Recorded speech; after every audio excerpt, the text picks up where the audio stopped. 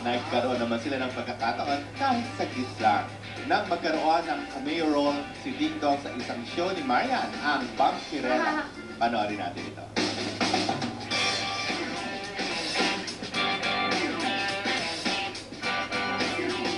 Bukod sa papalapit na epic serye na Amaya, isang horror comedy, ang pinakabagong proyekto ngayon ni Marian Rivera, ang Spooky Nights presents Vampirella.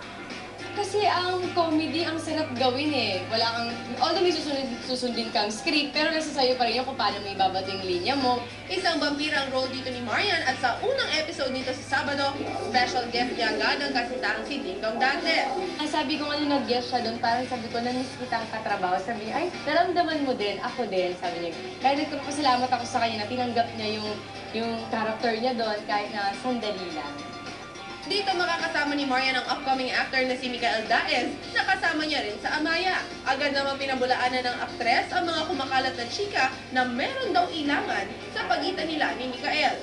Okay naman siya. Yun nga, hindi kami nagkakaroon ng bading kasi kanya-kanya kaming team. Siyempre, ang kasama ko, all girls kami, sila Ate Gladys, sila Ate Jelly. Hindi siya naiilang. Kasi alam niya na trabaho. Kaya nga sabi ko sa kanya, kung gusto mo itong trabaho na to, mahalin mo.